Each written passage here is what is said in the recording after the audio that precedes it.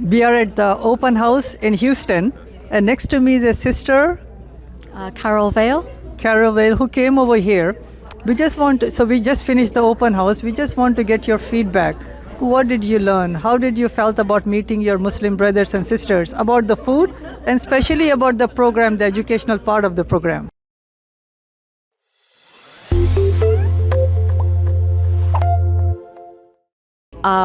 What I learned today was the similarity between a lot of the religions, the common religions, between Islam, Judaism and Christianity in the books that they actually have together, like the Old Testament. I really appreciate this event. I think it was wonderful for myself and my kids to meet other people and other faiths. Really important about Jesus, peace be upon him. Mm-hmm. We say and we believe that he is a creation of God, and God is the one that he used to worship. Correct. Right? And in his second coming, as we Muslims believe, he would come and he would follow the Quran. Mm-hmm. Yeah, yes. That's important. Yes, no, I do. He would pray with the Muslims, mm-hmm. and he would fight the Antichrist. Mm-hmm. And then on the day of judgment, he would be saying to God that my message was to invite people to one God. Mm-hmm. Right? Yes. So there are many things in common. Mm-hmm. And the most important thing is the same message, the oneness of God that Jesus brought, mm-hmm. was also brought by Moses and David and the last prophet, Muhammad, peace be upon him. So it looks like you have a gift that you are taking back home, right? I do, actually. Wow. I haven't actually looked in it yet. But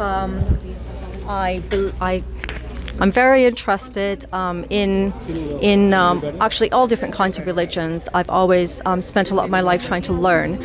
I really love to learn about different things in the world, and to come here and be so warmly welcomed by everybody here, I think has been wonderful, and I really appreciate this event again. Thank you so much. Thanks for coming. May God guide and bless you and all of us. Okay, take care. Bye-bye. So we have our brother David, who came to the Mosque Open House in Houston, and I would like to get his feedback, especially about one question that you asked, by the way. So why don't you elaborate on that, David? Okay, my question was, I wanted a fuller understanding of why how some Muslims can get radicalized, and Dr. Sabeel gave me a very good answer. He said a lot of it has to do with the U.S. foreign policy and us being in lands of the people that, first of all, that the the violent jihad. Well, first, jihad I think just means righteous cause or something like that by itself. There's nothing violent about the term jihad. Yeah, exactly. So let me just mention about jihad, right? So jihad does not mean holy war. It does not mean killing the infidels or the innocent. Jihad means to have a good struggle so I can be the best in the eyes of God, and I can make society just and peaceful society in the eyes of God. So jihad came to fight terrorism. Jihad is not terrorism, it came to fight terrorism, by the way. If some people misuse it, we need to blame them and not Islam or jihad. Just like some people have misused the word crusade or the word Bible or the word Christianity.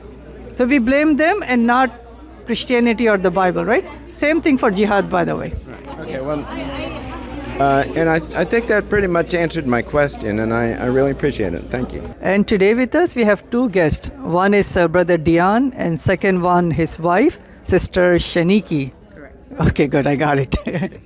And I'm just curious, what made them to come to the masjid or to this banquet hall for the open house? And what do they expect to learn here today? My reasoning for coming was for a learning experience. I am currently in a doctoral program, and part of the doctoral program, I needed to experience something that is completely different than what I've already experienced. And one of my cohort members invited me to his mosque. And so we were trying to plan that, but then he found this event for me. And so he let me know this event was happening, and I was excited about coming to learn more about Islam and the Muslim faith. Okay. How about you, Diana? You just mentioned that, before we started the recording, that there may be many questions that you have and you want to come here and learn. So what can be some of the questions? Yes, one of the things I would like to know is how the different, to my understanding, that there's several different Muslim faiths out there, but I'm told there's only one. So I've heard so many different diversity. I just want to find out for myself, and just to ask any question and to get an honest opinion instead of hearing it from the news. I want to hear it from someone that's Muslim that can tell me from their experience. Okay. So that sounds really fair, by the way, that a person, just based on what the news may be saying or showing, they may have many misconceptions about Islam and Muslims. But by coming here, meeting with the Muslims, many barriers will drop once we meet each other face to face. It's just a human psychology. And then obviously by educating each other, by knowing the truth about Islam compared to what the media may be showing, hopefully you guys will leave from here with a better understanding of what Islamic faith is all about the oneness of God, about the guidance of the Quran, the wonderful example of Prophet Muhammad, peace be upon him, right? So what is the most burning question that you may have? Like what one misunderstanding that you think that you have in your mind that you want to ask today? I think one of mine is the way Muslims are portrayed, that they're so against Americans, and I know that's not true, but I just want to talk to other Muslims to find out how do they feel about how the American people are treating them in their community, and to make sure that I can learn from that so I can do better. Okay. So that's the misconception, right? That Muslims are against America?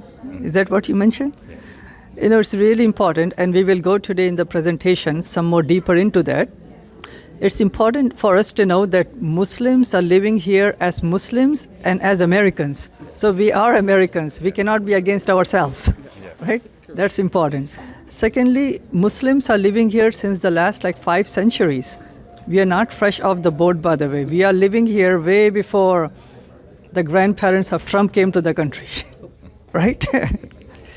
Thirdly, it's important, Muslims have taken part as Americans in every single war that America has fought with anyone else, including the Revolutionary War, the Spanish-American War, the Civil War, the World War I, II, Korea, any war, as Americans sacrificing and dying for this country. So that contradicts any person who is saying that Muslims are against America, correct? I hope that makes sense, correct? I hope you guys understand from that perspective. Yes, sir. Yeah, and athletes too, by the way. And the most important contribution that I feel that Muslims can do as Americans in this country would be to convey the message of the absolute oneness of God. That same message that Jesus and Moses and Abraham, those mighty prophets, peace be upon them, they brought. So people are moving away from that message, so Muslims are bringing that purity of that message back. Second contribution can be that there are so many problems in any country, any society, but also in the USA. The problem of racism. Islam has the perfect solution for it. Muhammad, peace be upon him, he said that every person is equal. An Arab is no superior to a non-Arab. Non-Arab is no superior to an Arab.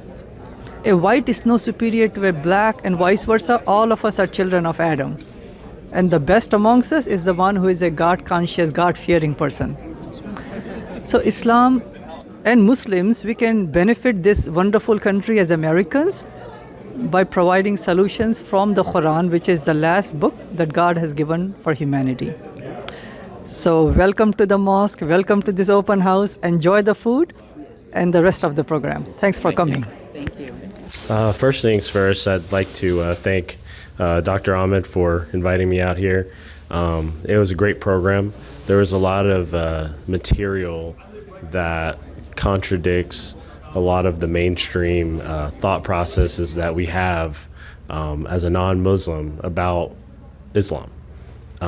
We learned that basically Shia and Sunni Muslims are not anything different. It's just that there's certain situations out in the media that make it seem like, hey, you got two groups that don't get along and they build it, right? Like a civil war, right? But it's basically the people, it's not the religion. you know?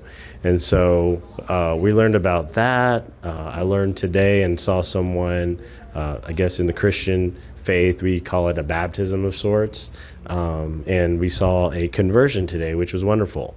And it's so simple, you know? There's no dunking anyone in the water. There's no flicking water on someone's head. It's interesting, and it's actually very enlightening.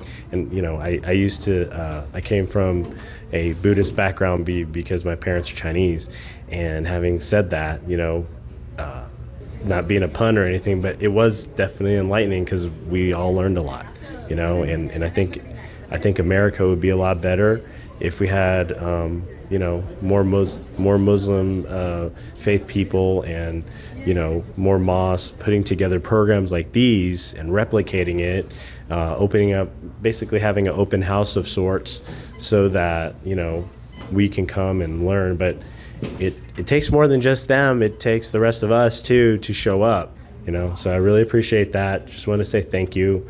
Okay. And definitely learned so much. It's a wonderful religion, and it's not as the media shows it. There's zero terrorists here, okay? So don't be afraid. Come on down. You know, they're very nice, welcoming people, and there's free food. Okay, wonderful. And obviously one main message that we had for all the guests and for all of us is that we have one God. And by worshiping that God and submitting to Him alone, and that was the message of all the prophets, Jesus, Moses, Abraham, Muhammad, peace be upon them, and following God's guidance, which is the last scripture, that is the way for salvation. That's the way for us to get the solutions for our problems. And that's the way for us to live in peace and harmony and get eternal paradise. Okay. Thank you. Wonderful. So Daniel, again, thanks for coming. And may God guide and bless you and all of us. Take care, my brother. Take care, yeah.